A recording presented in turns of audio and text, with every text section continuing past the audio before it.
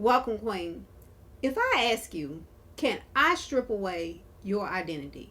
Most, if not all of you, would look at me crazy, right? But did you know that the tradition of taking your husband's last name as a woman was rooted in just that? Did you also know that the phrase giving away the bride was signifying that this woman was being passed down from the ownership of her father to now being under the ownership of her husband? Well, it was, and I recently discovered why. Here's why. There was something called a legal doctrine of coverture, which in essence said that once a woman got married, she was no longer a person. In other words, she was considered property. She had no say. And anything she had became her husband's. Any assets she had, they also became her husband's. She could not own anything. She could not take care of personal affairs because she was not considered a person, at least not by herself. So I bring that to your attention because the tradition of taking the husband's last name still exists today. So I want to talk about the confidence to break tradition. So let's be clear that this tradition of taking your husband's last name, it was not rooted or anchored from a place of love. It was rooted in a patriarchal society, meaning this: it was a social society, a social construct in which men primarily held the power and authority within their families, within the political spaces, and economic institutions. In other words, men were seen as dominant and women were seen as subservient. And this led to female subordination and male dominance. And even though this tradition was abolished in the 19th century, like I said, it still takes place today. And personally, I have seen nothing from what I have researched or found any scripture in the Bible that says it is mandated for a woman to take her husband's last name. So why does this tradition continue even today in 2025? Here's what I believe. There's a lack of being willing to go against tradition. There's a lack of understanding what the tradition meant. And there's a lack of understanding on why the tradition started.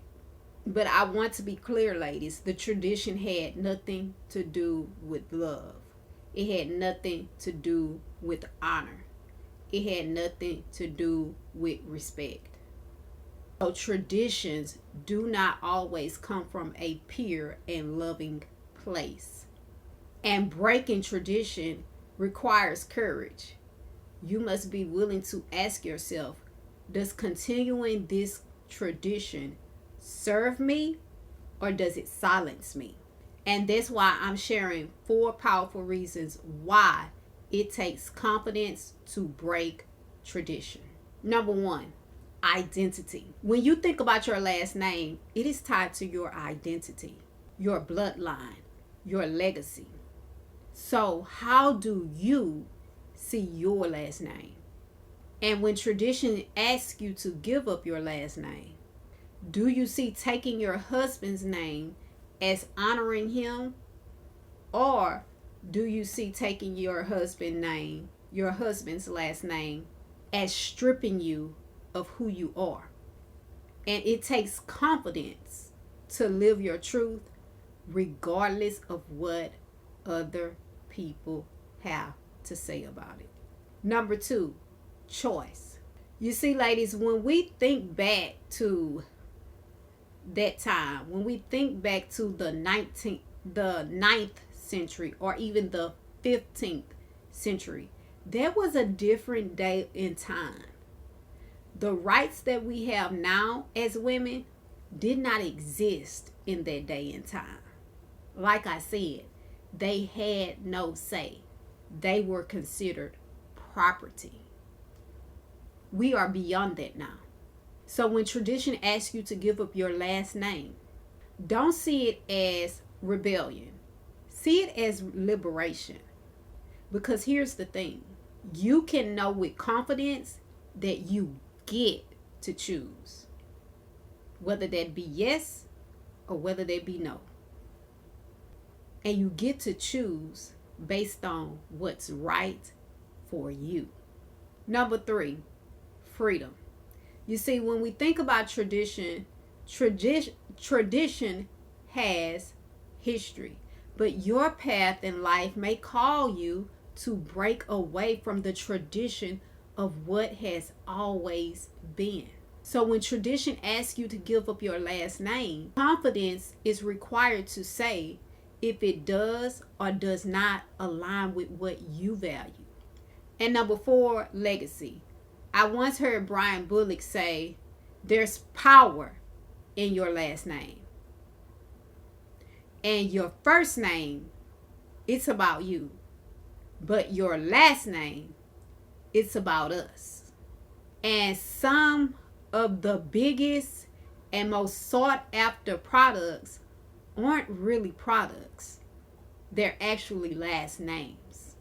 And so people are thinking that they are buying products, and what they are truly buying is last names, families, last names, but they don't recognize it. So when tradition asks you to give up your last name, will you think about your contribution and your impact that you were called to make while you were on this earth with that last name?